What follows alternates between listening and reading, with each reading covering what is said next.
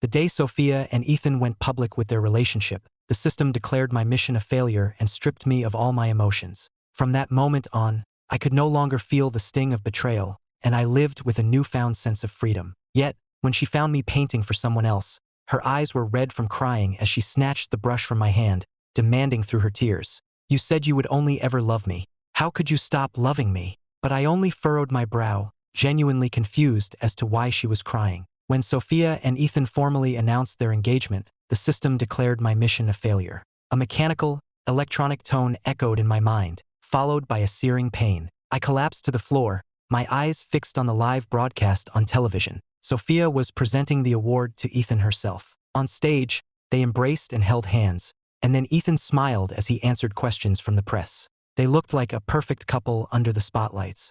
A reporter playfully asked Sophia if she had been waiting all these years for Ethan to win this award. The Harrison family came from a long line of celebrated artists, and anyone hoping to marry into it needed credentials to match. The award Ethan won today was his ticket through their door. Sophia gently took Ethan's arm and said, "It wasn't about waiting, it was about growing together. Our relationship, much like the painting The Chase, is about a bold and passionate devotion. I would love him with or without this award." The press erupted. Ethan looked at her, visibly moved. While Sophia claimed reputation didn't matter, this was the first time she had ever acknowledged him so publicly. For prominent families, a proper match was everything, and Ethan, after all, didn't come from a background like mine. The painting appeared on the screen behind them. My eyes were involuntarily drawn to it. The surrealist style, the intense yet delicate emotion, it was the best piece I had ever created in my life. It was also the only piece I had ever begged her not to take from me. Ever since Ethan's hand was injured, all he had to do was shed a few tears,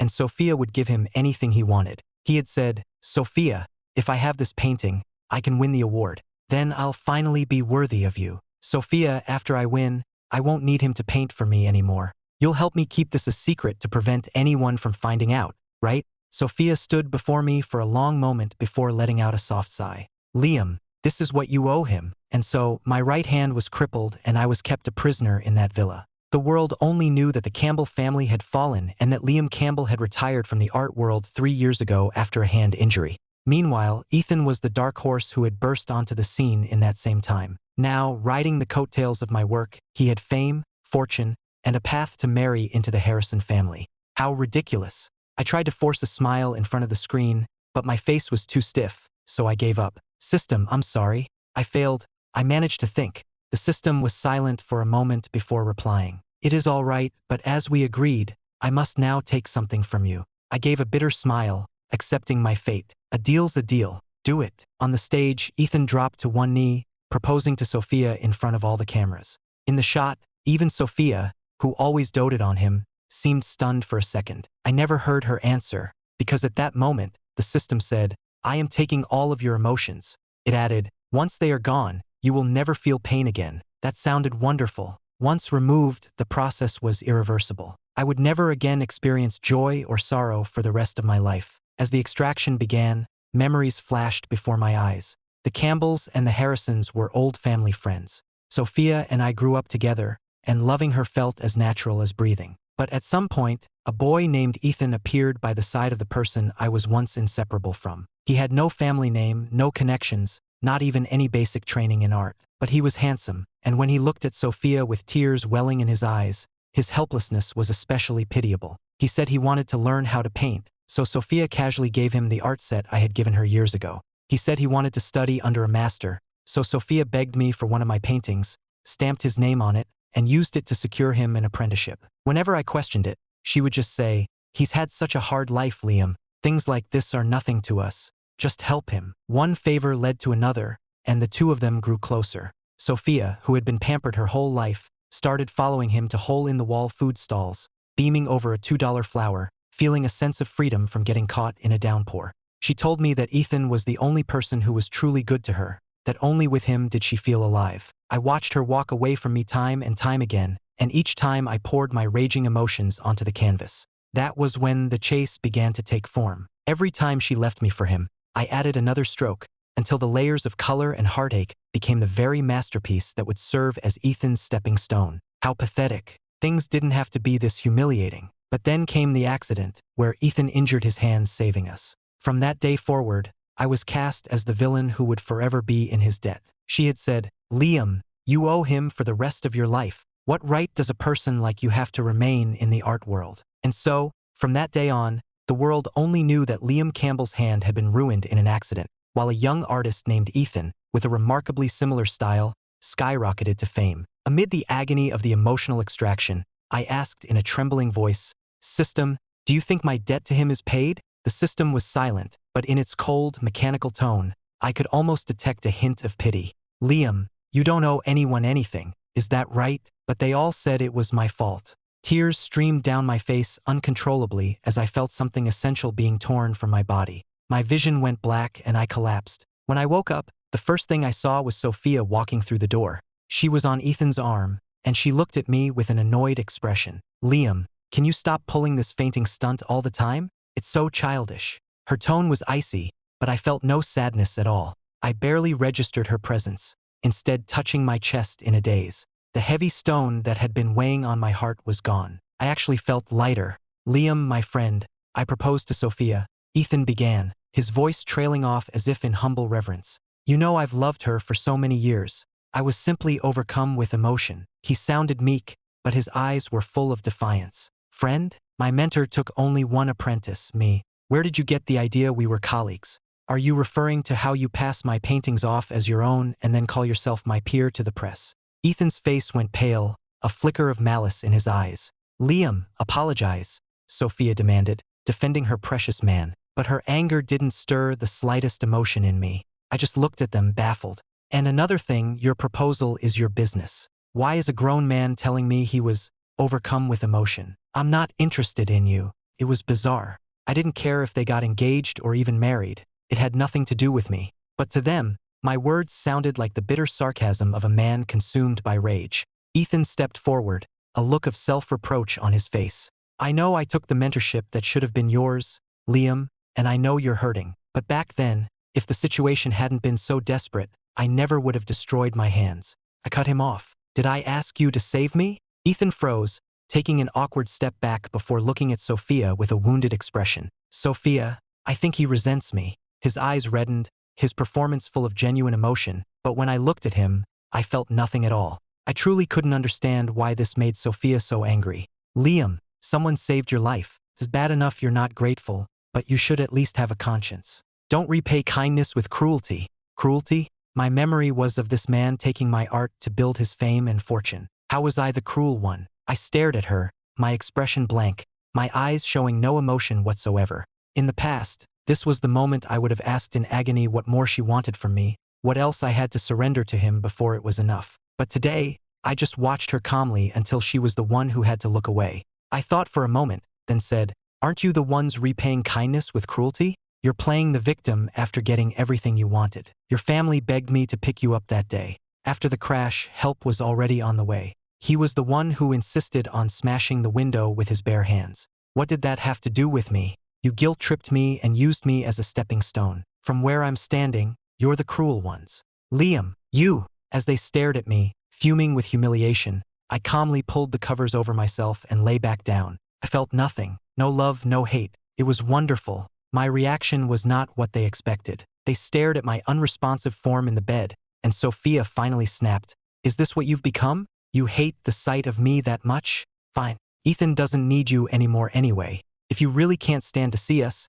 then get out." "Liam, did you hear me? If you keep this up, I'm done with you. Your hand is useless now. You'd better think carefully about your next move, unless you apologize to Ethan right now." The old me would have been terrified to hear her say she was done with me. After my family lost everything, she was my only pillar of support. The grief and guilt made it impossible for me to leave her. But now I quickly poked my head out from the covers. "Leave? Okay." With that, I pushed past them without a second thought and started gathering my things. I could hear them arguing behind me, but I didn't look back. I grabbed my wallet and keys and walked right out the door. "Wait!" the system's voice suddenly said in my mind. I stopped at the gate of the villa. A vase came crashing down from above, shattering into 1,000 pieces right in front of me. I looked up and saw Ethan and Sophia on the balcony. Ethan started, "Liam, I'm sorry I couldn't stop," but it was Sophia. So this is how much she truly hated me. "Liam, you can leave today, but I'm warning you, if you dare go out and say anything,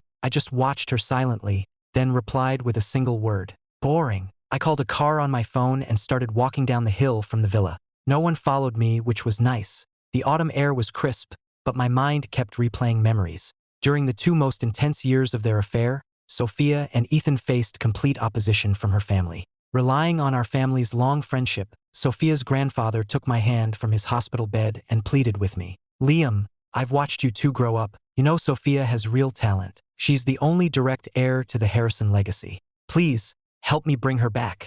The man I called grandfather begged me with tears in his eyes in the final days of his life. I couldn't refuse. I drove to find her and found her in a cheap, crowded apartment. She had abandoned her inheritance to promote art in this impoverished neighborhood. She had been so sheltered her whole life that she thought the world was full of poor souls like Ethan, people with big dreams but no means to achieve them. In a place like this, art was worthless. If they weren't giving away free eggs as part of the presentation, no one would have even shown up. Everyone look, she said, holding up a piece. This is something I painted when I was just a beginner. If you all just try. She got no respect. Hey lady, how much is that thing worth? My grandson can draw better than that. Good heavens, is that person naked? Someone else shouted, followed by laughter. Humiliated, she glanced at Ethan, who gave her an encouraging nod. She took a deep breath and tried to continue. That's when I pushed my way into the cramped room, grabbed her arm, and pulled her out of there. When Ethan tried to stop me, I was so furious I knocked him to the ground.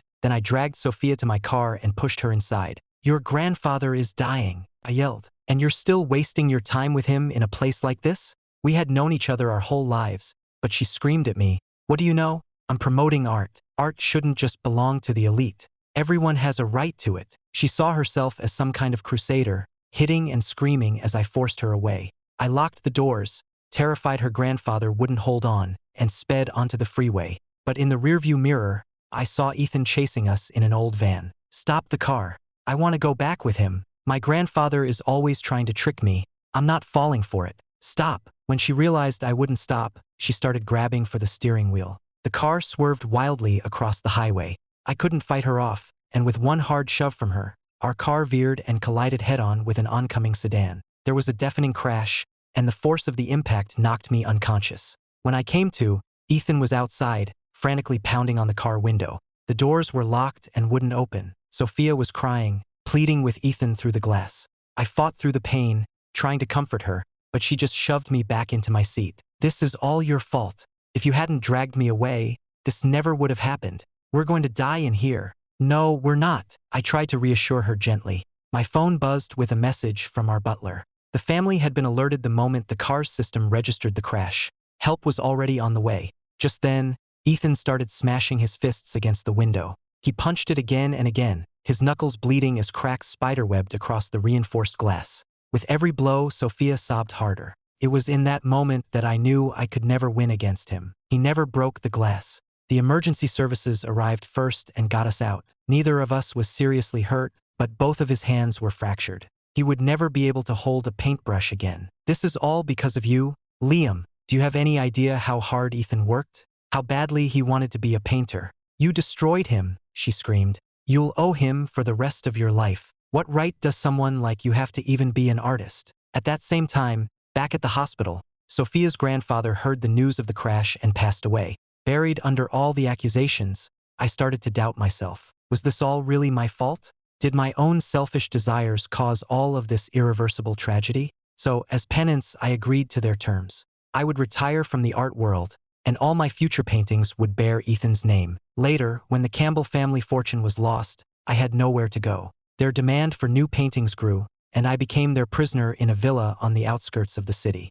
until they discovered the chase. For the first time, I begged Sophia to let me keep it, but instead, they severed the tendons in my right hand, ruining it forever. I could no longer hold a brush.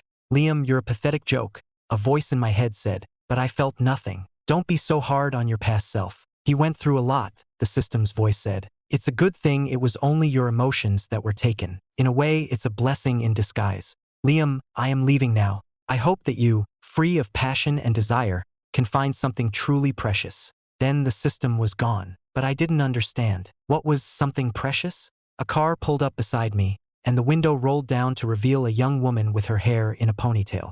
Mr. Campbell? Did you call for a ride? Yes, that's me. I got in. She asked where I was going. I hesitated, then noticed a brochure on the seat for Charleston. "Take me to Charleston," I said. "Just find a bed and breakfast for me." "What a coincidence. My family runs a BB, she chirped.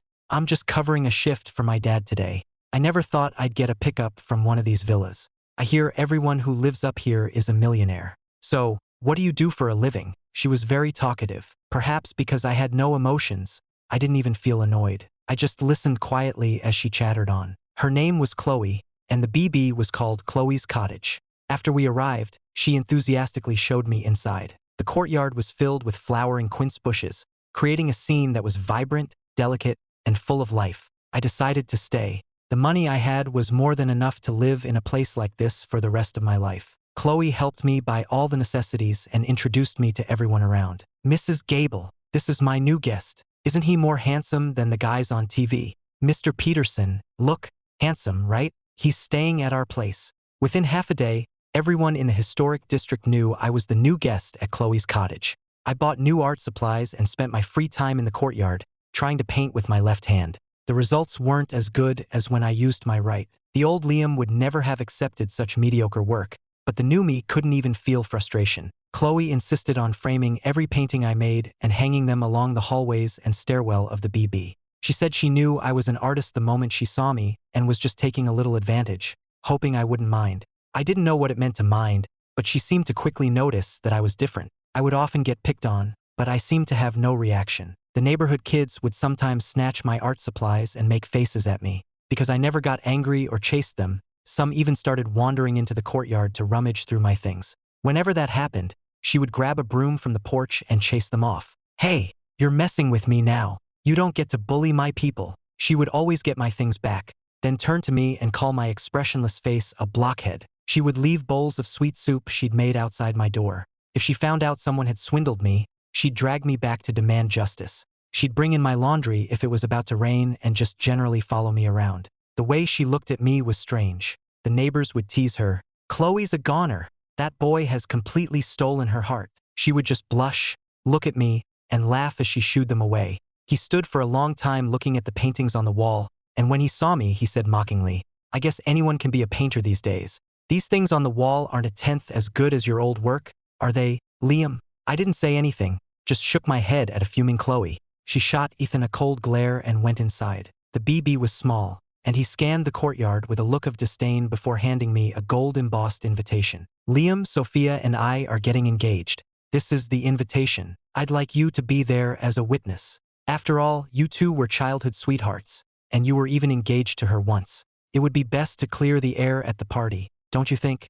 I nodded slightly. "Fine." He seemed displeased by my calm tone and lack of reaction, his brow furrowing. Liam, Master Dubois, saw the chase. He's accepted me as his formal apprentice. "I have you to thank for that." His smile was a clear provocation, but my expression remained flat. "It's fine. If your conscience is bothering you, you can just send me some money." He stared at me, stunned. "Liam, have things gotten that bad for you? No wonder you're living in a place like this. The Campbell family used to be one of the most respected names, and now you're—" He seemed to be trying every angle to get a reaction out of me, but all I could think was that he was even more talkative than Chloe. If I still had my emotions, I would have done what I'd done countless times before. I would have hit him, screaming that he'd already taken my name and my future, that my hand was ruined, and I owed him nothing more. Then Sophia would appear, and he would cry and talk about his sacrifice, making me look like an ungrateful monster. Thinking about it now, life is much less complicated without emotions. I took the invitation and added one condition. "I'll be there.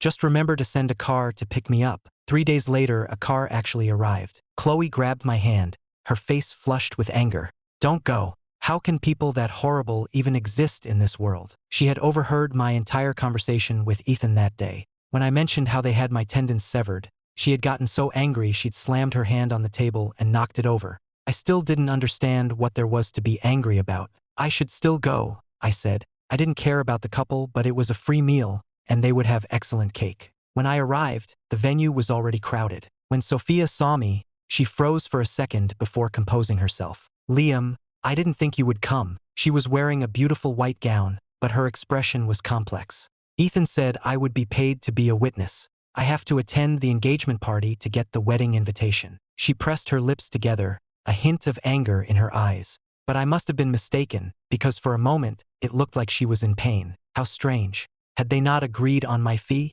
People around us were starting to stare, their eyes a mixture of excitement and pity. I could hear them whispering. It seemed they were expecting me to make a scene and run off with the bride. But why would I do that? I didn't care about her. In fact, I didn't care about anyone. Ethan came over, took Sophia's hand with a smile, and they began the ceremony. A string quartet began to play a beautiful melody. Just as the couple reached the center of the stage, a man suddenly rushed towards them. Everything seemed to happen in slow motion. Amid the screams, Ethan saw the glint of a knife in the man's hand and instinctively shoved Sophia in front of him as a shield. I was standing close by, and though I felt no emotion, years of instinct to protect her took over. In that split second, I lunged forward and kicked the man squarely in the chest. He fell to the ground, and security guards quickly swarmed and subdued him. Sophia stared at me, her eyes trembling. I think she was remembering something. When we were children, we were kidnapped, and when one of them came at us with a knife, I had stood in front of her without hesitation. Ethan rushed over and helped her to her feet, but her eyes, filled with an unmistakable disappointment, never left me. I paused for a moment, then decided to head back to the dessert table. The cake was really good, and I wanted to get another piece. But the man on the floor shouted, "Ethan, how could you forget me now that you've made it big? If it wasn't for me digging up all that information on Miss Harrison, you never would have gotten near her." Ethan seemed to snap, screaming, "Shut up, that's absolute nonsense. Get him out of here now." "Wait," Sophia said. Her voice was sharp as she stared at Ethan, searching his face for something. "Did you just push me?" Her tone was laced with disappointment, and Ethan began to panic. "No, let me explain, Sophia. Please, I love you. I was just so scared," he stammered. The man on the floor laughed. "Love? You don't love anyone, Ethan. That car crash with Miss Harrison and him, wasn't that you? Didn't you tell me to cut the brake lines on his car while he was upstairs? Stop pretending. Now that you're on top, you think you can just get rid of me? You even sent people to kill me. Well, I'm telling you, no way. If I'm going down, I'm taking you with me." Ethan grabbed at his hair, screaming hysterically, "Shut up, just shut up." Everyone was watching the drama unfold, which meant no one was by the dessert table. I hesitated for a second, then decided to grab 2 pieces of cake to bring back for Chloe. The man was dragged away, and then the Harrison family's security escorted Ethan out too. He was still shouting about how much he loved Sophia as they took him. People are so strange. Sophia, ever the heiress of a powerful family, quickly took control of the situation. Then she walked over to me. She seemed awkward, opening her mouth to speak a few times before finally managing, "Thank you, but why did you save me?" "I don't know. Instinct, I guess," I said honestly. For some reason, her eyes immediately welled up with tears. You don't hate me?" I shook my head. She stared into my cold, indifferent eyes, as if trying to see if I was lying, and she just froze. After a long moment, she asked, "Liam, isn't there anything you want to ask me?" I thought about it for a second, then asked her with genuine curiosity. "So when do I get the wedding invitation? And how much am I getting paid for being a witness?" Her eyes trembled, and the look on her face was one of utter devastation, as if her entire understanding of the world had just crumbled. A wave of pain seemed to wash over her. I just watched her quietly. When she didn't say anything else, I took my 2 pieces of cake and left. I went back to the BB, and Chloe was delighted with the cake. Her good mood didn't last long, however, because Sophia showed up a little while later. The moment Chloe saw her, she turned to me and said, "That's her, isn't it? The evil woman who cheated on you and had your hand ruined." Sophia looked embarrassed, but I just nodded. "Liam, Chloe cut her off. "So you finally realized your new boyfriend was just a con artist using you for your money, and now you want to come crawling back. Is that it?" Chloe's summary was so accurate it saved me the trouble of speaking. Sophia's expression soured. She gave me a look that was a mixture of pain and longing, but when I remained impassive, she turned to Chloe and said coldly, "This is between Liam and me. Would you please give us a moment?" I figured it would be a hassle if they started fighting, so I made an excuse for Chloe to leave. The moonlight was bright, and the air smelled sweet with lilac. She looked at my blank face, her own expression softening, and tears began to fall. "Liam, it was all fake. Everything about Ethan was a lie. He lied to me. He doesn't care about art, and he never loved me. He only loved my name, my money, the future I could give him." She sobbed uncontrollably, but I just stood there, unmoved. "Oh," I said, "was there anything else?" She had been crying for a while, and Chloe's soup was probably ready. She clearly wasn't used to my new way of speaking. She tugged on my sleeve, about to fall into my arms the way she used to, but I took 2 steps back, and she froze. Liam, is it that you can't forgive me? Do you hate me? I shook my head. A spark of joy lit up in her eyes. Then, do you still love me? I just stared at her, my expression blank, my eyes probably clearer than the moonlight. No hate but no love either. Liam, what's wrong with you? Didn't you always want me to love you? I'm back now. Why don't you love me anymore? Love? It was a shame, but I no longer had any use for it. After she left that day, she rented the house next door and started coming over constantly. This made Chloe so angry that she put a sign on our gate that read, "No trespassing for scheming, ungrateful people." She seemed to get used to my indifference. She just followed me around all day, watching me paint with my left hand, watching me wander the streets with my art. She hired the best doctors for me, not just for my hand, but she also insisted I see a neurologist. I refused all treatment, for my hand and for my head. Painting with my left hand was fine. I had no desire to feel pain ever again. Sometimes, when Chloe was out, she would sit beside me and reminisce. Do you remember? To try and get me to spend less time with Ethan, you once flew all the way to an auction in Paris to buy a piece by my favorite French artist, just to get me to spend one day with you. When I was grounded for fighting with my family over Ethan, you climbed up 3 stories to my window just to toss me some snacks. The year the Campbell fortune collapsed, you worked as a waiter for 3 months just to afford a birthday present for me. I cut her off coldly. I remember, Miss Harrison, you talk a great deal, and you're interrupting my work. Her eyes filled with a shattered sort of pain. She looked at me, wanting to say more but holding back. I added, you used to say I did those things because I loved you. So, the fact that I no longer want to do anything for you must mean I don't love you anymore. Her face went pale, and she shook her head in disbelief. That's impossible. You can't stop loving me. You promised you would love me your whole life. You just haven't forgiven me yet. Yes, that must be it. This is all Ethan's fault. He's the one who came between us. She disappeared for a while after that. Soon, the news broke that Ethan Vance, the art world's rising star, had been sentenced to prison for plagiarism. The Harrison family was powerful enough to control the media narrative, and the celebrated prodigy quickly became a reviled fraud. I felt neither joy nor sadness. I just picked up my brush with my left hand and began to paint Chloe as she napped in a chair. She wore no jewelry, just a simple tie-dye dress, her long hair slightly curled. But she possessed something that drew me in: vitality. Even without emotions, being with her was more comfortable than being with anyone else. As I was painting, the brush was suddenly ripped from my hand. Liam, what are you doing? Sophia cried. How can you be painting her? You told me you would only ever paint for me. I looked at her with the same placid expression I would give a pool of stagnant water. Liam, you promised you would always love me. You can't stop. I've already taken care of Ethan. We can get married now, okay? Okay? Nothing about that is okay. Get away from him, you horrible, ungrateful woman. Chloe had woken up and immediately jumped between us, confronting Sophia with fierce determination. Who do you think you are to stand in my way? Sophia gestured for her men to take me. I didn't want to see them fight, so I went willingly. It didn't matter to me where I lived. But as I looked back at Chloe standing in the doorway of the cottage, I felt a strange stirring in my empty heart. For a fleeting moment, I thought that if I still had emotions, I probably would have fallen in love with her. But I didn't, so it was better not to waste her time. Sophia began spending all her time with me. She announced to the world that we would be married in 2 weeks. I didn't argue.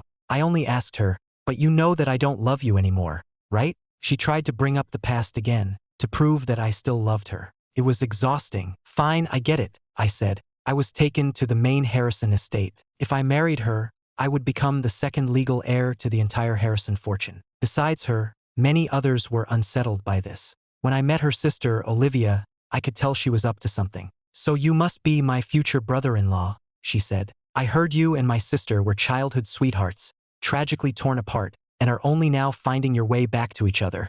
I didn't answer. Sophia had spread many versions of our story to the public, and in every one of them, I was madly in love with her. Everyone says you're the world's greatest romantic, that you and my sister have finally found happiness after so much suffering. But from where I'm standing, you don't seem to like her at all. She lowered her voice and leaned in close. You need to think this through, brother-in-law. Whether this love is real or fake, once you marry into the Harrison family, there's no going back. You won't be able to wander around Charleston with a sketchbook on your back anymore. And you'll never meet another girl like Chloe. Her eyes glinted as she asked, so, are you really content to stay here? The way she put it, the answer was obvious. I never wanted to marry Sophia in the first place. On the eve of the wedding, Olivia arranged my escape. She said she'd picked out an interesting place for me and that I should just trust her. It wasn't until I stepped off the plane that I realized where she'd sent me, Catalina Island, off the coast of California. The island was bustling with tourists, and citrus trees grew everywhere. I tried my best to feel the same joy as the people around me, but it was no use. All I could manage was a stiff smile. I felt nothing. Then someone in a lemon costume took my hand. I looked into their eyes, and my empty heart fluttered. "Hey, blockhead, want to paint some lemons?" It was Chloe. I remembered the gift Olivia had mentioned. It must have been her. We stayed on the island for a long time, but in the end, I sent her back home. "Chloe, you're a wonderful person," I told her. "But you must see by now that I'm incapable of love." She stood in the doorway of her cottage, tears in her eyes, but she forced a smile. "I know, you blockhead. You're too dense. You'll probably never learn how to love anyone. But that's okay. We can always be friends." She said that if I ever got tired, I could always come back. She and the cottage would always be there. After that, I went to Europe. I passed through one small country after another, always setting out on a new journey. Italy, France, the Arctic Circle. I never knew where I was going next. I just knew I didn't want to stop, and so I walked and I painted. I made clumsy landscapes with my left hand, strapped them to my back, and set off for the next horizon. There was no love, only the distance. Sophia's epilogue. I have loved two men in my life. One was Liam, my childhood friend. The other was Ethan, a master of deceit. When I met Ethan, I couldn't imagine that someone could endure such hardship and still hold such a passionate love for art. Aside from his background, he seemed perfect, like a lover crafted just for me. He could understand what I wanted from a single glance. As the Harrison heiress, my childhood was filled with strict demands and criticism. He was different. He gave me encouragement and support that I'd never had before. And then there was the accident, where he was so desperate to save me that he destroyed his own hands. In that moment, I felt I could never abandon him. But I've learned that if someone enters your life looking absolutely perfect, it's because they've rehearsed the part. It was all a lie. All of it. His love for me, his noble principles, his artistic integrity, it was all a performance. He only loved my name and the power it gave him. And for him, I betrayed Liam again and again. I always knew he loved me. I knew the moment I saw the chase that it was a declaration of his passionate, unwavering devotion to me. But I chose to ignore it. I needed someone to blame for the accident, for my own selfish actions. That way, I could justify using him, could pretend I didn't see the love he was offering me. I failed him so terribly. By the time I realized that the unwavering, gentle support I had always craved had never come from Ethan, but from Liam, it was too late. He didn't love me anymore. Or perhaps it's more accurate to say he couldn't love anyone anymore. It was as if someone had surgically removed his heart. He became indifferent to everything I did, even when I apologized, even when I announced our wedding. I knew my sister Olivia had met with him. I knew she helped him escape, but I didn't stop it, because that girl, Chloe, told me that I was the one who broke him. I destroyed his ability to love, ensuring he could never love anyone again. Because of that, I had no right to take away the rest of his life from him. She was right, so I watched from a distance as he boarded that plane. I don't know how to atone for what I've done, and I have no right to ever be in his life again. So I've chosen to simply watch over him. I know he travels from place to place, always on the move. If one day he ever decides to look back, I hope he'll see me waiting. If not love, I would even accept his hate. Anything, as long as he still remembers me, as long as he doesn't look at me with those empty, indifferent eyes. If I ever see him again, I won't say, "Liam, I love you." I will tell him, "Liam, I'm sorry."